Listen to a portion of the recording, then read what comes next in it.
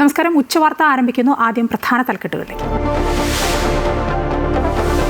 തീവ്ര വോട്ടർ പട്ടിക പരിഷ്കരണത്തിൽ സമയപരിധി നീട്ടി. ഫോമുകൾ തിരികെ നൽകാൻ 11 വരെ സമയം. കരട് പട്ടിക ഡിസംബർ 16-ന്, അന്തിമ പട്ടിക ഫെബ്രുവരി 14-ന്. കേരളം ഉൾപ്പെടെ 12 സംസ്ഥാനങ്ങളിൽ സമയപരിധി ബാധകം.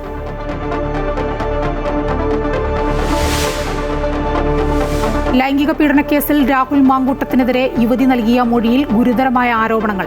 ഭ്രൂണഹത്യ നടത്താൻ രാഹുൽ നൽകിയത് ജീവന് തന്നെ ഭീഷണിയാകാമായിരുന്ന മരുന്നുകൾ. പാലക്കാടും തിരുവനന്തപുരത്തും ഫ്ളാറ്റുകളിൽ തെളിവെടുത്ത് അന്വേഷണ സംഘം.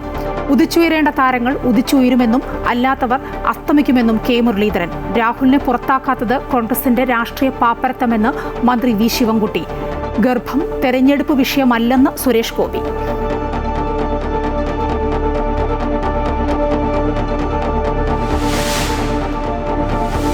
ശബരിമല സ്വർണ്ണക്കൊള്ളയിൽ ദേവസ്വം ബോർഡിനെതിരെ തന്ത്രി കണ്ഠരര് മഹേഷ് മോഹനരുടെ മൊഴി. ദ്വാരപാലക ശില്പത്തിന്റെ പാളികൾ കൊണ്ടുപോകാൻ അപേക്ഷ നൽകിയപ്പോൾ അനുമതി നൽകി.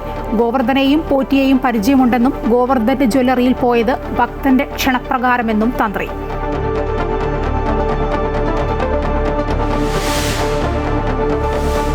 പോലീസ് കസ്റ്റഡിയിൽ യുവതിയെ പീഡിപ്പിച്ച കേസിൽ വടകര ഡിവൈഎസ്പി ഉമേഷിന് സസ്പെൻഷൻ. ആഭ്യന്തര വകുപ്പിന്റെ നടപടി പോലീസ് പദവി ദുരുപയോഗം ചെയ്തെന്ന് ചൂണ്ടിക്കാട്ടി. ഉമേഷിന്റെ ഭാഗത്തു നിന്നുണ്ടായത് ഗുരുതര കുറ്റകൃത്യമെന്ന് ആഭ്യന്തര വകുപ്പിന്റെ റിപ്പോർട്ടിൽ.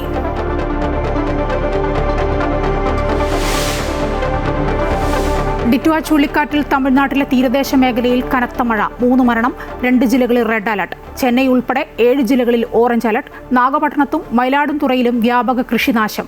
വേദാരണ്യത്ത് 9,000 ഏക്കർ ഉപ്പുപാടം വെള്ളത്തിൽ മുങ്ങി. 6,000 ദുരിതാശ്വാസ ക്യാമ്പുകൾ തുറന്നു. ചെന്നൈയിൽ നിന്നുള്ള 47 വിമാന സർവീസുകൾ റദ്ദാക്കി. കേരളത്തിൽ അടുത്ത 5 ദിവസം പരക്കെ മഴ.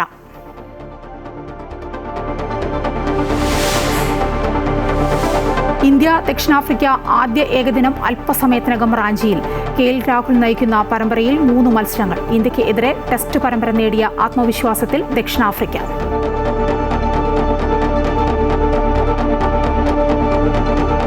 അന്തിമ വോട്ടർ പട്ടിക ഫെബ്രുവരി 14-ന്. കേരളം ഉൾപ്പെടെ 12 ഇടങ്ങളിൽ സമയപരിധി നീട്ടിയിരിക്കുകയാണ്. കൂടുതൽ വിവരങ്ങളുമായി അൺഫിൽഡ് ഡിസുസ ചേരുകയാണ്. അൺഫിൽഡ്, തീവ്ര വോട്ടർ പട്ടിക പരിഷ്കരണത്തിൽ സമയപരിധി നീട്ടിയിരിക്കുന്നു. അത് കേരളം അടക്കമുള്ള സംസ്ഥാനങ്ങൾക്ക് വലിയ ആശങ്കയുണ്ടായിരുന്നു. അത് ഒഴിഞ്ഞിരിക്കുകയല്ലേ ഇതോടെ? കേരളത്തിന് പ്രത്യേകിച്ച്, കാരണം കേരളത്തിൽ തദ്ദേശ തെരഞ്ഞെടുപ്പ് നടക്കുന്ന ഒരു സമയം കൂടിയാണ്. ഈ തദ്ദേശ തെരഞ്ഞെടുപ്പ് നടക്കുമ്പോൾ SIR-മായി മുന്നോട്ട് പോകുമ്പോൾ അത് വലിയ രീതിയിലൊരു ക്ലാഷ് ഉണ്ടാകുമെന്ന ആശങ്കയാണ്. അത് ആദ്യമേ തന്നെ കേരളത്തിലെ രാഷ്ട്രീയ പാർട്ടികൾ, BJP ഒഴികെയുള്ള രാഷ്ട്രീയ പാർട്ടികൾ മുഖ്യ തെരഞ്ഞെടുപ്പ് ഓഫീസറെ അറിയിക്കുകയും ഇതിനെതിരെ കേരളവും തമിഴ്നാടും അടക്കമുള്ള സംസ്ഥാനങ്ങൾ സുപ്രീം കോടതിയെ സമീപിച്ച് സുപ്രീം കോടതി ഈ കേസുമായി ബന്ധപ്പെട്ട നിയമ പോരാട്ടം നടക്കാനിരിക്കെയാണ് കേന്ദ്ര തെരഞ്ഞെടുപ്പ് കമ്മീഷന്റെ ഭാഗത്തു നിന്ന് ഈ രീതിയിൽ സുപ്രധാനമായ നീക്കം ഉണ്ടായിരിക്കുന്നു. കേന്ദ്ര തെരഞ്ഞെടുപ്പ് കമ്മീഷൻ കേരളം അടക്കമുള്ള 12 സംസ്ഥാനങ്ങളിൽ SIR-ൽ ഒരാഴ്ച കൂടി ഒരു സമയപരിധി നീട്ടിയാണ് അതാത് സംസ്ഥാനങ്ങളിലെ മുഖ്യ തെരഞ്ഞെടുപ്പ് ഓഫീസർമാർക്ക് ഉത്തരവ് നൽകിയിരിക്കുന്നത്. ഇതനുസരിച്ച് 4-ാം തീയതി ആയിരുന്നു അവസാന സമയപരിധി എങ്കിൽ, അതായത് ഫോം വിതരണവും ഫോമുകൾ എന്യൂമറേഷൻ ഫോം തിരികെ നൽകുന്നതും ഡിസംബർ 4 ആയിരുന്നുവെങ്കിൽ അത് ഡിസംബർ 11-ലേക്ക് മാറ്റിയിരിക്കുകയാണ്. ഏറെക്കുറെ ഒരാഴ്ച കൂടി ഒരു സാവകാശം ലഭിച്ചിരിക്കുകയാണ്. BLO-മാർക്ക് ഏറെ ആശ്വാസകരമാണ്. നമുക്കറിയാം, ഈ ഒരു തൊഴിൽപരമായ സമ്മർദ്ദം കാരണം നിരവധി കേരളം അടക്കമുള്ള പല സംസ്ഥാനങ്ങളിൽ BLO-മാർ ആത്മഹത്യ ചെയ്യുന്നൊരു സാഹചര്യം വരെ ഉണ്ടായിരുന്നു. അങ്ങനെ ഏറെക്കുറെ ഒരാഴ്ച കൂടി സമയപരിധി ലഭിച്ചിരിക്കുന്നു. മാത്രമല്ല, ഈ കരട് വോട്ടർ പട്ടിക ഡിസംബർ 16-നാണ് പ്രസിദ്ധീകരിക്കുക എന്നൊരു ആശ്വാസം കൂടി കിട്ടിയിരിക്കുന്നു. കാരണം നേരത്തെ അത് ഡിസംബർ 9 ആയിരുന്നു. ഡിസംബർ 9 നമുക്കറിയാം കേരളത്തിലെ തദ്ദേശ തെരഞ്ഞെടുപ്പിന്റെ 1-ാം ഘട്ട വോട്ടെടുപ്പ് നടക്കുന്ന ദിവസമാണ്. അത് പിന്നീട് മാറി റിസൾട്ടും വന്നതിന് ശേഷം ഡിസംബർ 16-ലേക്ക് മാറ്റുമ്പോൾ ഏറെ ആശ്വാസകരമാണ്. കാരണം ഏതെങ്കിലും രീതിയിൽ ആശങ്കകളോ പരാതികളോ ഉണ്ടെങ്കിൽ അത് കൃത്യമായി അറിയിക്കാനുള്ള ഒരു സാവകാശം കൂടി വോട്ടർമാർക്ക് ലഭിച്ചിരിക്കുകയാണ്. അതോടൊപ്പം തന്നെ അന്തിമമായ ഒരു വോട്ടർ പട്ടിക അല്ലെങ്കിൽ അന്തിമമായ SIR-ൽ എല്ലാ കുറ്റമറ്റ രീതിയിലുള്ള ഒരു അന്തിമ വോട്ടർ പട്ടിക പ്രസിദ്ധീകരിക്കുന്നത് ഫെബ്രുവരി 14-ലേക്കും മാറ്റിയിരിക്കുകയാണ്. അൺഫിൽഡാണ് വിവരങ്ങൾ നൽകിയത്. തീവ്ര വോട്ടർ പട്ടിക പരിഷ്കരണത്തിൽ സമയപരിധി നീട്ടിയിരിക്കുകയാണ്. ശബരിമല സ്വർണ്ണക്കൊള്ളയിൽ കൂടുതൽ പേരുടെ മൊഴി രേഖപ്പെടുത്തി SIT. തന്ത്രി കണ്ഠരര് മഹേഷ് മോഹനരുടെ മൊഴിയാണ് പ്രത്യേക അന്വേഷണ സംഘം രേഖപ്പെടുത്തിയത്. ദ്വാരപാലക ശില്പത്തിന്റെ പാളികൾ കൊണ്ടുപോകാൻ ദേവസ്വം ബോർഡ് അനുമതി തേടിയെന്നും അതിൽ അനുമതി നൽകുക മാത്രമാണ് താൻ ചെയ്തതെന്നും തന്ത്രി പ്രത്യേക അന്വേഷണ സംഘത്തിന് മൊഴി നൽകി. കൂടുതൽ വിവരങ്ങളുമായി ദേവിക ചേരുകയാണ്. ദേവിക, SIT തന്ത്രി കണ്ഠരര് മഹേഷ് മോഹനരുടെ മൊഴിയെടുത്തിരിക്കുന്നു. എന്താണ് വിവരങ്ങൾ? മായ, 2022 ഈ ദ്വാരപാലക ശില്പത്തിലെ പാളികൾ പുറത്തു കൊണ്ടുപോയതുമായി ബന്ധപ്പെട്ട് ദേവസ്വം ബോർഡാണ് അനുമതി തേടിയതെന്ന വിവരങ്ങളാണ് പുറത്തുവരുന്നത്. തന്ത്രി കണ്ഠരര് മഹേഷ് മോഹനരെ മൊഴിയെടുത്തപ്പോഴാണ് അദ്ദേഹം ഇത്തരത്തിലൊരു മൊഴി നൽകിയത്. ദേവസ്വം ബോർഡിനെ പ്രതിക്കൂട്ടിലാക്കുന്നതാണ് മൊഴി. അതായത് ദേവസ്വം ബോർഡാണ് ഇത്തരത്തിലൊരു ആവശ്യവുമായി സമീപിച്ചത്. അതിൽ അനുജ്ഞ നോക്കി അനുമതി നൽകുക എന്ന ഉത്തരവാദിത്വം മാത്രമാണ് എനിക്കുണ്ടായിരുന്നത്, അത് മാത്രമാണ് ചെയ്തത് എന്ന മൊഴി തന്നെയാണ് ഇദ്ദേഹവും നൽകുന്നത്. മുൻപും ഇതുപോലെ മുതിർന്ന 2 തന്ത്രിമാരെ, കണ്ഠരര്, രാജീവർ അടക്കമുള്ളവരെ ഇത്തരത്തിൽ മൊഴിയെടുത്തിരുന്നു. അവരും പറഞ്ഞത് ഇത്തരത്തിൽ ദേവസ്വം ബോർഡിനാണ് ഈ ശബരിമലയിലെ മറ്റു വസ്തുക്കൾ, മറ്റു കാര്യങ്ങൾ, അറ്റകുറ്റപ്പണി അടക്കമുള്ളവയുടെ കാര്യങ്ങളെല്ലാം ശ്രദ്ധിക്കേണ്ടത് ദേവസ്വം ബോർഡാണ്. അതിൽ ദൈവത്തിന്റെ അനുജ്ഞ നോക്കി അനുമതി നൽകുക മാത്രമാണ് തങ്ങളുടെ ചുമതല, അത് മാത്രമാണ് നൽകിയത് എന്നാണ് രാജീവർ പറഞ്ഞിരുന്നത്. പക്ഷേ അതിനുശേഷം അദ്ദേഹത്തിനെ കുരുക്കിലാക്കുന്ന രേഖകളൊക്കെ പുറത്തു വന്നിരുന്നത്. അതായത് മഹസറിൽ ഇത്തരത്തിൽ ഈ പാളികൾ പുറത്തു കൊണ്ടുപോകാൻ അനുമതി നൽകിയതിൽ ഒപ്പിട്ടവരുടെ കൂട്ടത്തിൽ ഇത്തരത്തിൽ തന്ത്രി കണ്ഠരര്, രാജീവരും ഉണ്ടായിരുന്നു. അതെന്തായാലും അദ്ദേഹത്തെ പ്രതിക്കൂട്ടിലാക്കുമെന്ന് തീർച്ചയായും. എന്തായാലും വരും ദിവസങ്ങളിൽ ഈ അന്വേഷണം കൂടുതൽ പേരിലേക്ക് നീളാനാണ് സാധ്യത. SIT ഹൈക്കോടതിയിൽ ഒരു ഇടക്കാല റിപ്പോർട്ട് സമർപ്പിക്കാനാണ് സാധ്യത. സമർപ്പിച്ചതിന് ശേഷം അന്വേഷണവുമായി മുന്നോട്ട് പോകും. കാരണം കൂടുതൽ പേരുടെ മൊഴിയെടുക്കാനുണ്ട്, കൂടുതൽ തെളിവുകൾ ശേഖരിക്കാനുണ്ട്. ഇത്തരത്തിൽ 2 കേസുകളിലാണ് നിലവിൽ FIR ഇട്ടിട്ടുള്ളതെങ്കിലും 2 കേസുകളിലുമായി 16 പ്രതികളുണ്ട്. ഈ 16 പേരെയും ചോദ്യം ചെയ്യേണ്ടതുണ്ട്, കൂടുതൽ തെളിവെടുപ്പുകൾ നടത്തേണ്ടതുണ്ട്. മായ, ദേവികയാണ് വിവരങ്ങൾ നൽകിക്കൊണ്ടിരുന്നത്. ലൈംഗിക പീഡന കേസിൽ രാഹുൽ മാങ്കൂട്ടത്തിനെതിരെ യുവതി നൽകിയ മൊഴിയിലുള്ളത് ഗുരുതര ആരോപണങ്ങൾ. ഭ്രൂണഹത്യ നടത്താൻ രാഹുൽ നൽകിയത് യുവതിയുടെ ജീവന് തന്നെ ഭീഷണിയാകാമായിരുന്ന മരുന്നുകളാണ്. ഇതിനിടെ പാലക്കാട്ടെ രാഹുലിന്റെ ഫ്ളാറ്റിലും ബലാത്സംഗം നടന്നെന്ന് പരാതി നൽകിയ തിരുവനന്തപുരത്തെ ഫ്ളാറ്റിലും എത്തി പ്രത്യേക അന്വേഷണ സംഘം തെളിവെടുപ്പ് നടത്തി. കൂടുതൽ വിവരങ്ങളുമായി ദേവിക ചേരുകയാണ്. ദേവിക, രാഹുൽ മാങ്കൂട്ടത്തിൽ ഇപ്പോഴും എവിടെയാണെന്ന് അറിയില്ല. അന്വേഷണം ഏതു വഴിക്കാണ് മുന്നോട്ട് പോകുന്നത്? ഒപ്പം ഇന്നിപ്പോൾ അന്വേഷണ സംഘം നടത്തിയ വിവരങ്ങൾ, അതിൻ്റെ ഒരു വിവരങ്ങൾ എങ്ങനെയൊക്കെയാണ്? 2 ഫ്ളാറ്റുകളും പാലക്കാടും അതുപോലെ തന്നെ തിരുവനന്തപുരത്തും തെളിവെടുപ്പ് നടത്തിയെന്ന തരത്തിലും വിവരങ്ങൾ വരുന്നു.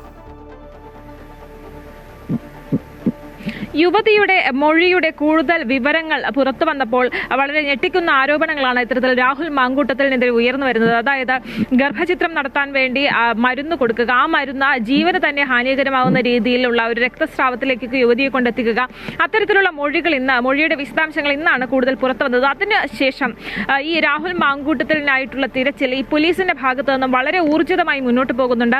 പ്രത്യേക അന്വേഷണ സംഘം ഈ ബലാത്സംഗം നടന്നു എന്ന പരാതിക്കാരി പറഞ്ഞ ഫ്ളാറ്റിൽ ഈ പരാതിക്കാരിയെ അടക്കം എത്തിച്ച് തെളിവെടുപ്പ് നടത്തിയിരുന്നു. CCTV ദൃശ്യങ്ങൾ അടക്കം പരിശോധിക്കുന്നുണ്ട്. അതുപോലെ തന്നെ പാലക്കാട്ടേക്കും ഇത്തരത്തിൽ പ്രത്യേക അന്വേഷണ സംഘത്തിന്റെ അന്വേഷണം നീളുന്നുണ്ട് എന്നതാണ് ഇതിൽ ഏറ്റവും പ്രധാനപ്പെട്ട കാര്യം. രാഹുലിന്റെ പാലക്കാട്ടെ ഫ്ളാറ്റിലും ഇത്തരത്തിൽ അന്വേഷണം ഈ പ്രത്യേക അന്വേഷണ സംഘം ഊർജിതമാക്കി. രാഹുലിന്റെ പേഴ്സണൽ അസിസ്റ്റന്റുമാരുടെ അടക്കം മൊഴിയും SIT ശേഖരിക്കുന്നുണ്ട്. എന്തായാലും വരും ദിവസങ്ങളിൽ ഈ അന്വേഷണം രാഹുൽ മാങ്കൂട്ടത്തിലേക്ക് എത്തുമെന്ന് തന്നെ വേണം കരുതാൻ. ഈ യുവതിയുടെ ആരോപണങ്ങളെ പ്രതിരോധിക്കാൻ സഹായിക്കുമെന്ന് കരുതുന്ന രേഖകൾ കഴിഞ്ഞ ദിവസം ഈ രാഹുൽ മാങ്കൂട്ടത്തിന്റെ അഭിഭാഷകൻ കോടതിയിൽ ഹാജരാക്കിയിരുന്നു.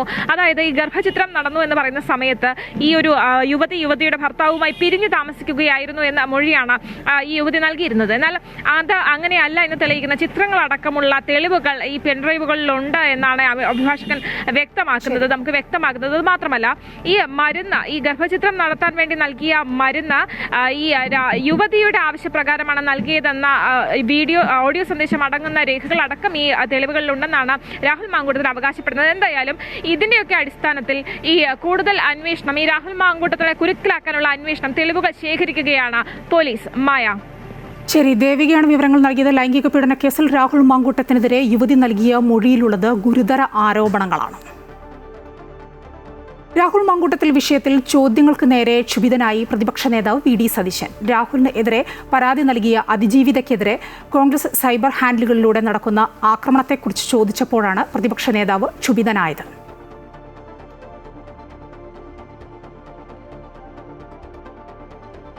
ഉദിച്ചുയരേണ്ട താരങ്ങൾ ഉദിച്ചുയരുക തന്നെ ചെയ്യുമെന്നും അല്ലാത്തവർ അസ്തമിക്കുമെന്നും കോൺഗ്രസ് നേതാവ് K മുരളീധരൻ. കോൺഗ്രസിൽ നിലവിലുള്ള MLA-മാർ ആരും ഒളിവിലല്ലെന്നും മാറ്റി നിർത്തിയവർ ഒളിവിൽ പോയിട്ടുണ്ടെങ്കിൽ കണ്ടുപിടിക്കേണ്ടത് പോലീസാണെന്നും മുരളീധരൻ പറഞ്ഞു.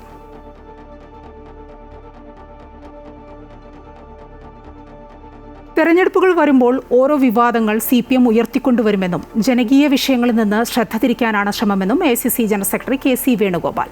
മോദി സർക്കാരിന്റെ ജനവിരുദ്ധ നയങ്ങളും വർഗീയ നയങ്ങളും നടപ്പാക്കാനാണ് LDF സർക്കാർ ശ്രമിക്കുന്നത്. രാഹുൽ വിഷയവും ഇതിന്റെ ഭാഗമാണ്. ഈ വിഷയത്തിൽ കോൺഗ്രസ് വ്യക്തമായി നിലപാട് പറഞ്ഞിട്ടുണ്ട്. ഇതിൽ പാർട്ടിക്കുള്ളിൽ അഭിപ്രായ വ്യത്യാസമില്ലെന്നും KC വേണുഗോപാൽ കൊച്ചിയിൽ പറഞ്ഞു.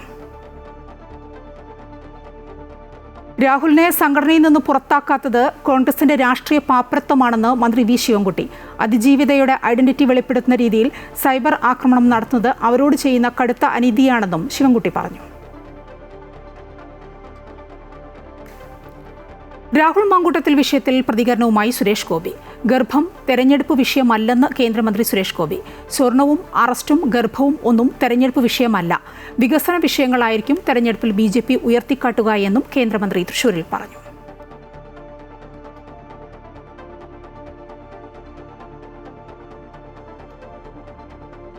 കസ്റ്റഡിയിലെടുത്ത യുവതിയെ പീഡിപ്പിച്ചെന്ന ആരോപണത്തിൽ വടകര ഡിവൈഎസ്പി ഉമേഷിനെ സസ്പെൻഡ് ചെയ്തു.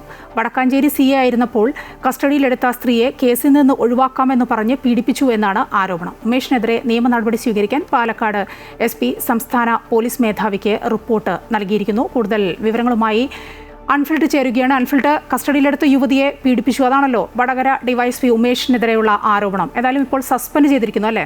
തീർച്ചയായും 2014 മായ ഈ കേസിനാസ്പദമായ ഒരു സംഭവം ഉണ്ടായിരിക്കുന്നത്. അന്ന് ഇയാൾ ഈ വടകര DYSP ഉമേഷ് എന്ന് വടക്കാഞ്ചേരിയിൽ CA ആയിരുന്ന സമയത്താണ് ഒരു കേസിൽപ്പെട്ട് കസ്റ്റഡിയിലെടുത്ത ആ യുവതിയെ കേസിൽ നിന്ന് ഒഴിവാക്കാമെന്ന് പറയുകയും പറഞ്ഞ് ഭീഷണിപ്പെടുത്തി അദ്ദേഹം അതല്ലെങ്കിൽ തെളിവുകൾ പുറത്തുവിടുമെന്നും പത്രത്തിലും വാർത്താമാധ്യമങ്ങളിലൂടെയൊക്കെ പേര് വിവരങ്ങൾ പുറത്തു വരുമെന്നൊക്കെ പറഞ്ഞ് ഭീഷണിപ്പെടുത്തി ഇദ്ദേഹം നിരന്തരമായി പീഡിപ്പിക്കുകയായിരുന്നു.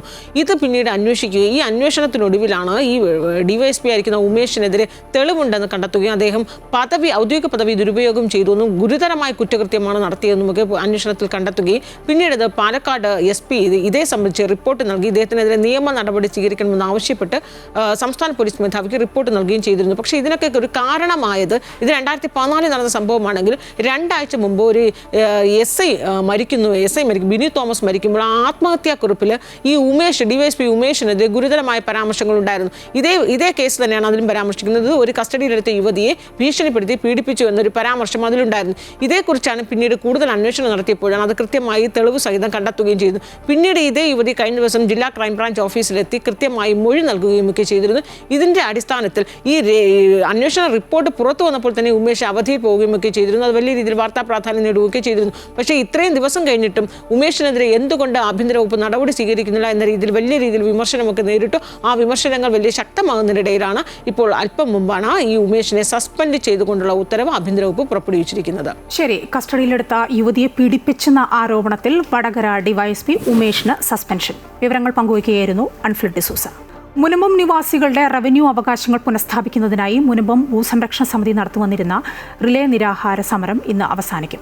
ഹൈക്കോടതിയുടെ ഇടക്കാല ഉത്തരവിനെ തുടർന്ന് കരം സ്വീകരിച്ചു തുടങ്ങിയ പശ്ചാത്തലത്തിലാണ് സമരം അവസാനിപ്പിക്കാൻ തീരുമാനമായത്. അതേസമയം ഒരു വിഭാഗം ഇന്നു മുതൽ ഇവിടെ സമരം ആരംഭിക്കുകയാണ്. മുനമ്പം ഭൂസംരക്ഷണ സമിതി മുനമ്പത്തെ ജനങ്ങളെ വഞ്ചിച്ചു എന്നാരോപിച്ചാണ് ഇവർ പുതിയ സമരത്തിന് തുടക്കം കുറിക്കുന്നത്. മുനമ്പം ഭൂസംരക്ഷണ സമിതിയുടെ നേതൃത്വത്തിൽ 2024 ഒക്ടോബർ 13 ആരംഭിച്ച റിലേ നിരാഹാര സമരം 414 ദിവസങ്ങൾ പിന്നിടുമ്പോഴാണ് സമാപനമാകുന്നത്. ഹൈക്കോടതിയുടെ ഇടക്കാല വിധിയെ തുടർന്ന് കുഴിപ്പള്ളി, പള്ളിപ്പുറം വില്ലേജുകളിൽ കരം സ്വീകരിച്ചു തുടങ്ങുകയും ഭൂമി പോക്കുവരവിനായി ഹെൽപ്പ് ഡെസ്ക് തുറക്കുമെന്ന് മന്ത്രി P. രാജീവ് ഉറപ്പു നൽകുകയും ചെയ്തതിന്റെ പശ്ചാത്തലത്തിലാണ് സമരം അവസാനിപ്പിക്കുന്നത്. മന്ത്രി P. രാജീവും മന്ത്രി K. രാജനും ഇന്ന് ഉച്ചയ്ക്ക് 2:30 സമരപ്പന്തലിൽ എത്തി നിരാഹാര സമരം നടത്തുന്നവർക്ക് നാരങ്ങാനീര് നൽകി സമരം അവസാനിപ്പിക്കും. അതേസമയം കരമടയ്ക്കൽ കൊണ്ട് മാത്രം പ്രശ്നം പരിഹരിക്കപ്പെടുന്നില്ലെന്ന് ചൂണ്ടിക്കാട്ടി ഒരു വിഭാഗം ഇന്നു മുതൽ സമരം ആരംഭിക്കുകയാണ്. മുനമ്പം വേളാങ്കണ്ണി മാതാ പള്ളിക്ക് മുന്നിലെ സമരം അവസാനിക്കുന്ന സമയം തന്നെ സമീപത്ത് പുതിയ സമരം ആരംഭിക്കും. നിരാഹാര സമരം അവസാനിപ്പിക്കാനുള്ള തീരുമാനം ചിലരുടെ മാത്രം അജണ്ടയാണെന്നും 610 കുടുംബങ്ങളുടെ അതിജീവനത്തിനായുള്ള പോരാട്ടം തുടരുമെന്നുമാണ് പുതിയ സമരസമിതിയുടെ നേതൃത്വം വ്യക്തമാക്കുന്നത്. നിലവിൽ കോടതി ഉത്തരവിലൂടെ കരമടയ്ക്കാനുള്ള അനുമതി മാത്രമാണ് ലഭിച്ചിട്ടുള്ളത്. പോക്കുവരവ് നടത്താനുള്ള അവകാശം ലഭിച്ചിട്ടില്ല. ഭൂമി ക്രയവിക്രയത്തിനുള്ള അവകാശം ലഭിക്കും വരെ സമരവുമായി മുന്നോട്ടു പോകുമെന്നുമാണ് പുതിയ സമരസമിതിയുടെ നിലപാട്. BJPയുടെ അടക്കം പിന്തുണയും ഇവർക്കുണ്ട്. സാമുദായിക സംഘടനകളുടെ പിന്തുണയും ഇവർ അവകാശപ്പെടുന്നുമുണ്ട്. അമൃത ന്യൂസ്, കൊച്ചി. ഡിറ്റുവ ചുഴലിക്കാറ്റ് തമിഴ്നാട് തീരത്തേക്ക് പുതുച്ചേരിയിലെത്തുമ്പോൾ ദുർബല ന്യൂനമർദ്ദമാകുമെന്നാണ് സൂചന. തീരദേശ ജില്ലകളിൽ കനത്ത മഴ തുടരുകയാണ്. മഴക്കെടുതിയിൽ 3 പേർ മരിച്ചു. നാഗപട്ടണത്തും മയിലാടുംതുറയിലും വ്യാപക കൃഷിനാശം റിപ്പോർട്ട് ചെയ്യുന്നുണ്ട്. വേദാരണ്യത്ത് 9,000 ഏക്കർ ഉപ്പുപാടം വെള്ളത്തിൽ മുങ്ങി. തമിഴ്നാട്ടിൽ ആകെ 6,000 ദുരിതാശ്വാസ ക്യാമ്പുകൾ തുറന്നതായി റവന്യൂ മന്ത്രി R. രാമചന്ദ്രൻ അറിയിച്ചു. വിവിധ ജില്ലകളിലായി 28 NDRF, SDRF സംഘങ്ങൾ ദുരിതാശ്വാസ പ്രവർത്തനങ്ങൾ ഏകോപിപ്പിക്കുന്നുണ്ട്. തൂത്തുകുടി വിമാനത്താവളത്തിൽ വെള്ളം കയറി ചെന്നൈയിൽ നിന്നുള്ള 47 സർവീസുകൾ റദ്ദാക്കി. ഇന്ത്യയുടെ തീരദേശ സംസ്ഥാനങ്ങൾ അതീവ ജാഗ്രതയിലാണ്. ഗതാഗതത്തെയും സാധാരണ ജീവിതത്തെയും തടസ്സപ്പെടുത്തുന്ന തരത്തിൽ കനത്ത മഴയ്ക്കും വെള്ളപ്പൊക്കത്തിനും സാധ്യതയുള്ളതിനാൽ ജനങ്ങൾ അതീവ ജാഗ്രത പാലിക്കണമെന്ന് കാലാവസ്ഥാ വകുപ്പ് മുന്നറിയിപ്പുണ്ട്. ടിറ്റ്വ ചുഴലിക്കാറ്റിന്റെ പ്രഭാവത്തിൽ വരും ദിവസങ്ങളിലും കേരളത്തിൽ മഴ തുടരും. ഇന്ന് സംസ്ഥാനത്ത് വിവിധയിടങ്ങളിൽ ശക്തമായ മഴയ്ക്ക് സാധ്യതയുണ്ടെന്ന് കാലാവസ്ഥാ വകുപ്പിന്റെ മുന്നറിയിപ്പുണ്ട്. നാഷണൽ ഹെറാൾഡ് കേസിൽ ഡൽഹി പോലീസിന്റെ സാമ്പത്തിക കുറ്റാന്വേഷണ വിഭാഗം പുതിയ FIR ഫയൽ ചെയ്തു. രാഹുൽ ഗാന്ധി, സോണിയാഗാന്ധി എന്നിവർ ഉൾപ്പെടെ 6 പേർക്കെതിരെയാണ് FIR.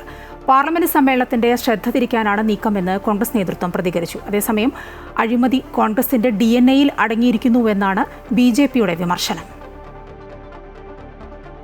നാളെ പാർലമെന്റ് സമ്മേളനം ആരംഭിക്കാനിരിക്കെയാണ് നാഷണൽ കേസുമായി ബന്ധപ്പെട്ട പുതിയ FIR-ന്റെ വിവരങ്ങൾ പുറത്തുവന്നത്.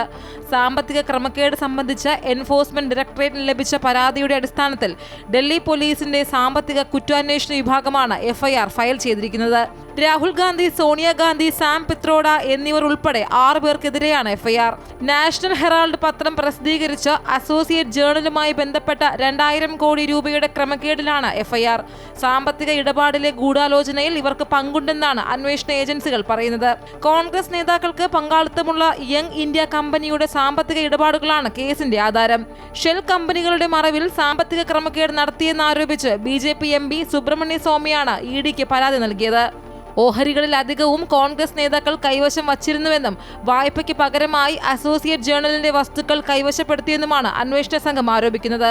അതേസമയം SIR, വോട്ട് കൊള്ള, ഡൽഹി ഭീകരാക്രമണം എന്നിവയുമായി ബന്ധപ്പെട്ട ചർച്ചകളിൽ നിന്ന് വഴിതിരിച്ചുവിടാനാണ് നാഷണൽ ഹെറാൾഡ് കേസ് വീണ്ടും ഉയർത്തിക്കൊണ്ടുവരുന്നത് എന്ന് കോൺഗ്രസ് ആരോപിക്കുന്നു. ED എന്ന് പറയുന്ന എൻഫോഴ്സ്മെന്റ് ഡയറക്ടറേറ്റും CBIയും എന്ന് പറയുന്നത് വ്യക്തമായിട്ടും കോൺഗ്രസിനെയും പ്രതിപക്ഷത്തെയും ടാർഗറ്റ് ചെയ്യാനുള്ള ഏജൻസികളാണ്. ഇന്ത്യ രാജ്യത്ത് ഇപ്പോൾ നടക്കുന്നത് എന്താണ്? എൻഫോഴ്സ്മെൻറ്റ് ഡയറക്ടറേറ്റ് CBI ഒരു ഭാഗത്ത്, ഇലക്ഷൻ കമ്മീഷൻ മറ്റൊരു ഭാഗത്ത്. ഇപ്പോൾ SIR എക്സസൈസ് നിങ്ങൾ എന്തുകൊണ്ടും ചർച്ചയാവാത്തത്? ഇന്ത്യൻ ഡെമോക്രസി വളരെ കടുത്ത പ്രതിസന്ധിയിലൂടെ നീങ്ങിക്കൊണ്ടിരിക്കുകയാണ്. ഇങ്ങനെ മുന്നോട്ട് പോകുന്നു. അതിനെതിരായിട്ടുള്ള ശക്തമായ മുന്നേറ്റമാണ്. അപ്പോൾ രാഹുൽ ഗാന്ധിക്കെതിരെയും സോണിയാഗാന്ധിക്കെതിരെ കേസെടുക്കും. ഈ കേസൊന്നും കൊണ്ട് പേടിപ്പിക്കേണ്ട കാര്യമില്ല. അന്വേഷണ ഏജൻസികളെ BJP ദുരുപയോഗം ചെയ്യുന്നുവെന്നും കോൺഗ്രസ് പറയുന്നു. എന്നാൽ അഴിമതിയാണ് കോൺഗ്രസിന്റെ മുഖമുദ്ര എന്ന് BJP ആരോപിക്കുന്നു. അഴിമതി കോൺഗ്രസിന്റെ ജീനിൽ അടങ്ങിയിട്ടുണ്ടെന്നും BJP ആരോപിക്കുന്നു. ഏതായാലും സർക്കാരിനെതിരെയുള്ള വിമർശനങ്ങൾക്ക് നാഷണൽ ഹെറാൾഡ് ഉയർത്തിയായിരിക്കും BJP പ്രതിരോധമെന്ന് ഉറപ്പായി കഴിഞ്ഞു. അമൃത ന്യൂസ്, ന്യൂഡൽഹി.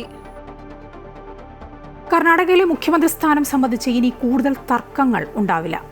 സിദ്ധരാമയ്യയും DK ശിവകുമാറും മുഖ്യമന്ത്രി സ്ഥാനം സംബന്ധിച്ച് പരസ്യ പ്രതികരണം അവസാനിപ്പിച്ച പശ്ചാത്തലത്തിൽ പന്ത് ഇനി ഹൈക്കമാൻഡിന്റെ കോർട്ടിലാണ്. 2028 തെരഞ്ഞെടുപ്പിൽ DK ശിവകുമാറിനെ മുഖ്യമന്ത്രിയായി ഉയർത്തിക്കാട്ടാം എന്നുള്ളതാണ് സിദ്ധരാമയ്യയുടെ ഉറപ്പ്. കോൺഗ്രസ് ദേശീയ നേതൃത്വം ഇടപെട്ട് തീരുമാനം ശിവകുമാറിനെ കൊണ്ട് അംഗീകരിപ്പിച്ചിട്ടുണ്ട്. ശിവകുമാർ ഇന്ന് ഡൽഹിയിൽ എത്തിയേക്കും. KC വേണുഗോപാൽ ഇടപെട്ടാണ് താൽക്കാലിക തർക്കപരിഹാരം ഇപ്പോൾ ഉണ്ടായിട്ടുള്ളത്. തുടർച്ചയായി ഏറ്റവും കൂടുതൽ സമയം മുഖ്യമന്ത്രി പദത്തിലിരുന്ന നേതാവ് എന്ന റെക്കോർഡ് കിട്ടാൻ വേണ്ടിയാണ് സിദ്ധരാമയ്യയുടെ കടുംപിടുത്തം. 6 മാസം കൂടി പിന്നിട്ടാൽ മുൻ മുഖ്യമന്ത്രി ദേവരാജ് ഉർസിന്റെ ഈ റെക്കോർഡ് മറികടക്കാൻ അദ്ദേഹത്തിന് കഴിയും. സർക്കാരിന് വ്യക്തമായ അംഗബലം ഉള്ളതുകൊണ്ട് തന്നെ കോൺഗ്രസ് നേതൃത്വത്തെ സംബന്ധിച്ച് മറ്റു പ്രതിസന്ധികൾ ഇല്ല. പാർലമെന്റിന്റെ ശൈത്യകാല സമ്മേളനത്തിന് നാളെ തുടക്കമാവും. സമ്മേളനത്തിന് മുന്നോടിയായുള്ള സർവകക്ഷി യോഗം ചേരുകയാണ്. വൈകിട്ട് 4 മണിക്ക് സമ്മേളന കാലയളവിലെ വിഷയങ്ങൾ തീരുമാനിക്കുന്നതിനായി ഇരു സഭകളിലെയും കാര്യോപദേശക സമിതി യോഗം ചേരുന്നുണ്ട്. ചെങ്കോട്ട ഭീകരാക്രമണം, വോട്ടുകൊള്ള, SIR, ആത്മഹത്യ തുടങ്ങിയ വിഷയങ്ങൾ ചർച്ച ചെയ്യണം എന്ന് പ്രതിപക്ഷം ആവശ്യപ്പെടും. സമ്മേളനത്തിന്റെ ആദ്യ ദിനങ്ങളിൽ വിശദമായ ചർച്ച നടക്കും. ആണവോർജം, വാണിജ്യ സുരക്ഷ, ഉന്നത വിദ്യാഭ്യാസ മേഖല എന്നിവയുമായി ബന്ധം ഉള്ളതുൾപ്പെടെ 10 ബില്ലുകൾ ഈ സമ്മേളന കാലയളവിൽ അവതരിപ്പിക്കും.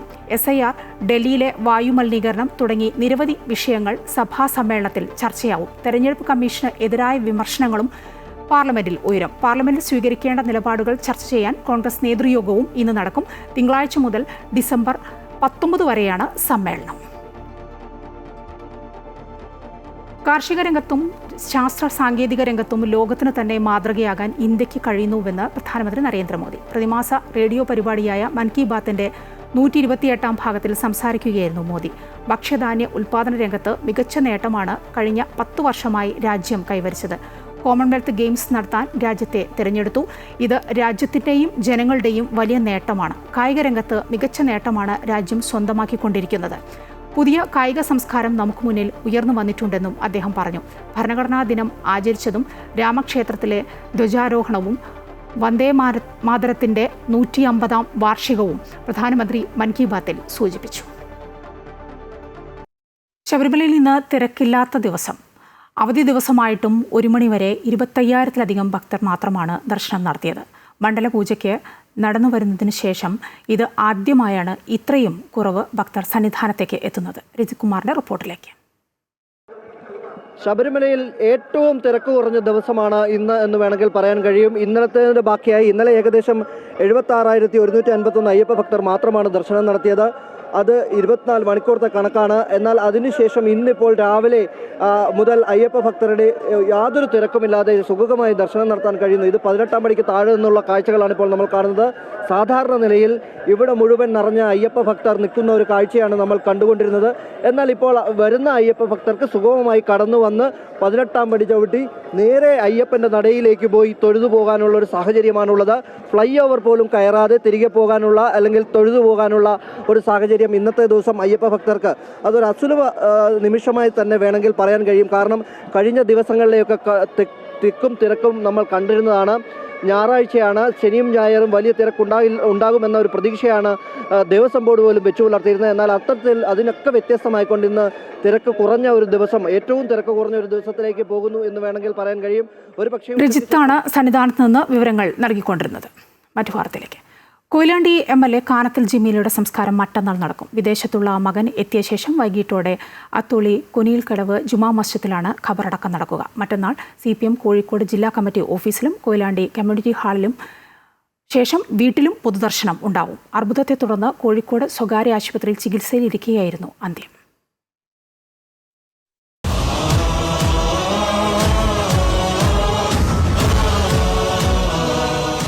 സൗമ്യതയുടെ മുഖമായിരുന്നു കാനത്തിൽ ജമീല.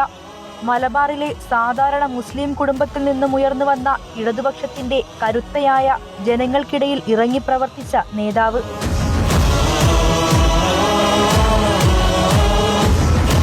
തദ്ദേശ സ്ഥാപനങ്ങളിൽ പ്രവർത്തിച്ച് ഭരണ മികവ് തെളിയിച്ചാണ് കാനത്തിൽ ജമീല രാഷ്ട്രീയത്തിൽ ഉയർന്നു വന്നത്. 1995 തലക്കുളത്തൂർ ഗ്രാമപഞ്ചായത്ത് പ്രസിഡന്റ്, 2000 തലക്കുളത്തൂർ പഞ്ചായത്ത് സ്ഥിരം സമിതി അധ്യക്ഷ, 2005 ചേളന്നൂർ ബ്ലോക്ക് പഞ്ചായത്ത് പ്രസിഡന്റ്, 2010 2020 കോഴിക്കോട് ജില്ലാ പഞ്ചായത്ത് പ്രസിഡന്റ് എന്നീ നിലകളിൽ പ്രവർത്തിച്ചു. 2021 തെരഞ്ഞെടുപ്പിൽ കൊയിലാണ്ടിയിൽ നിന്ന് മത്സരിച്ച ജമീല കോൺഗ്രസിലെ N സുബ്രഹ്മണ്യനെ പരാജയപ്പെടുത്തിയാണ് നിയമസഭയിലെത്തിയത്. അതോടൊപ്പം ജനാധിപത്യ മഹിളാ അസോസിയേഷൻ സംസ്ഥാന പ്രസിഡന്റും CPM കോഴിക്കോട് ജില്ലാ കമ്മിറ്റി അംഗവുമാണ്. പ്രിയ നേതാവിന്റെ വിയോഗം പാർട്ടിക്കും ജനങ്ങൾക്കും തീരാ നഷ്ടമാണെന്ന് CPM സംസ്ഥാന സെക്രട്ടറി MV ഗോവിന്ദൻ പറഞ്ഞു. വർഗ പ്രസ്ഥാനം എന്ന രീതിയിലും ബഹുജന പ്രസ്ഥാനം എന്ന രീതിയിലും കമ്മ്യൂണിസ്റ്റ് പാർട്ടി എന്ന രീതിയിലും അതേപോലെ തന്നെ MLA എന്ന രീതിയിൽ തദ്ദേശ സ്വയംഭരണ സ്ഥാപനങ്ങളുടെ പ്രവർത്തനങ്ങളിലും ഒക്കെ മുഴുകി എൻ്റെ ജീവിതം മുഴുവൻ പൊതുജനങ്ങൾക്ക് വേണ്ടി സമർപ്പിച്ച ഒരു സമർപ്പിത ജീവിതമായിരുന്നു സഖാവ് ജമീലക്ക് ഉണ്ടായിരുന്നത്. അർബുദത്തെ തുടർന്ന് കോഴിക്കോട്ടെ സ്വകാര്യ ആശുപത്രിയിൽ ചികിത്സയിലിരിക്കുകയായിരുന്നു അന്ത്യം. മറ്റന്നാൾ CPM കോഴിക്കോട് ജില്ലാ കമ്മിറ്റി ഓഫീസിലും കൊയിലാണ്ടി കമ്മ്യൂണിറ്റി ഹാളിലും ശേഷം വീട്ടിലും പൊതുദർശനമുണ്ടാകും. വിദേശത്തുള്ള മകൻ എത്തിയ ശേഷം മറ്റന്നാൾ വൈകിട്ടോടെ അത്തോളി കുനിയിൽക്കടവ് ജുമാ മസ്ജിദിലാണ് ഖബറടക്കം. അമൃത ന്യൂസ് കോഴിക്കോട്. കൊച്ചി കളമശ്ശേരി HMTക്ക് സമീപം ദിവസങ്ങൾ പഴക്കമുള്ള മൃതദേഹം കണ്ടെത്തി. കൊച്ചി വിമാനത്താവളത്തിൽ നിന്ന് കാണാതായ കൊൽക്കത്ത സ്വദേശി സൂരജ് ലാമയുടെ മൃതദേഹമെന്നാണ് സംശയം. കുവൈറ്റ് വിഷമദ്യ ദുരന്തത്തിൽ കണ്ണിന് കാഴ്ച നഷ്ടപ്പെട്ട ലാമയെ കുവൈറ്റ് അധികൃതർ കൊച്ചിയിലേക്ക് നാടുകടത്തിയിരുന്നു. കൊച്ചി വിമാനത്താവളത്തിൽ നിന്ന് കാണാതായ ലാമയ്ക്കായി ഹൈക്കോടതി നിർദ്ദേശപ്രകാരമുള്ള അന്വേഷണം നടക്കുന്നതിനിടയിലാണ് കളമശ്ശേരിയിൽ നിന്നും ലാമയുടേതെന്ന് സംശയിക്കുന്ന ദിവസങ്ങൾ പഴക്കമുള്ള മൃതദേഹം കണ്ടെത്തിയത്. പ്രധാന റോഡിൽ നിന്നും 30 മീറ്ററോളം അകലെ ചെറിയ തോടിനോട് ചേർന്നാണ് മൃതദേഹം കാണപ്പെട്ടത്. മൃതദേഹം ലാമയുടേതാണോ എന്ന് സ്ഥിരീകരിക്കാനുള്ള ശ്രമം പോലീസ് തുടങ്ങിയിട്ടുണ്ട്.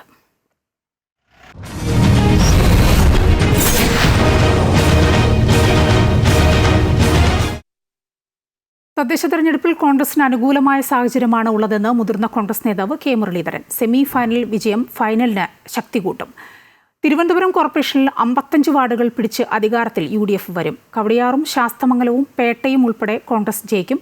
വിമതർക്കെതിരെ എല്ലാ നടപടികളും സ്വീകരിച്ചിട്ടുണ്ട് എന്നും മുരളീധരൻ പറഞ്ഞു. ശബരിമല സ്വർണ്ണക്കവർച്ചയുടെ പ്രത്യാഘാതം ഈ തെരഞ്ഞെടുപ്പിൽ മാത്രമല്ല നിയമസഭാ തെരഞ്ഞെടുപ്പിലും ഉണ്ടാകുമെന്ന് മുസ്ലിം ലീഗ് ദേശീയ ജനറൽ സെക്രട്ടറി PK കുഞ്ഞാലിക്കുട്ടി. തദ്ദേശ തെരഞ്ഞെടുപ്പിൽ UDF വൻ വിജയം നേടുമെന്നും അദ്ദേഹം പറഞ്ഞു. മലപ്പുറത്ത് UDF സ്ഥാനാർത്ഥികളുടെ തെരഞ്ഞെടുപ്പ് പ്രചാരണത്തിനിടെ മാധ്യമങ്ങളോട് സംസാരിക്കുകയായിരുന്നു കുഞ്ഞാലിക്കുട്ടി. KC വേണുഗോപാൽ നേതൃത്വം നൽകിയ എല്ലാ സംസ്ഥാനങ്ങളിലും തെരഞ്ഞെടുപ്പിൽ തിരിച്ചടി നേരിട്ടിട്ടുണ്ടെന്നും കോൺഗ്രസിന് വലിയ തിരിച്ചടിയാണ് വരാൻ പോകുന്ന തെരഞ്ഞെടുപ്പിൽ ഉണ്ടാകുന്നതെന്നും മന്ത്രി V ശിവൻകുട്ടി പറഞ്ഞു. അതേസമയം ശശി തരൂരിന്റെ പ്രഖ്യാപനങ്ങൾ തീരുമാനിച്ചുറപ്പിച്ചതാണെന്നും എന്തോ മനസ്സിൽ കണ്ടിട്ടാണ് പ്രവൃത്തിയെന്നും ശിവൻകുട്ടി പറഞ്ഞു.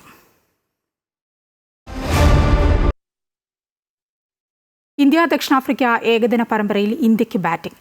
ടോസ് നേടിയ ദക്ഷിണാഫ്രിക്ക ബൗളിംഗ് തിരഞ്ഞെടുക്കുകയായിരുന്നു.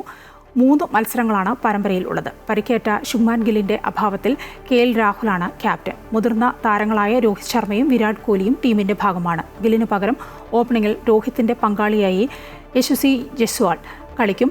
ഋതുരാജ് ഗെയ്ക്വാദും രംഗത്തുണ്ട്. ഡെംബാവുമയാണ് ദക്ഷിണാഫ്രിക്കൻ ക്യാപ്റ്റൻ. കിൻഡൻ ഡി കോക്കും ടീമിലുണ്ട്.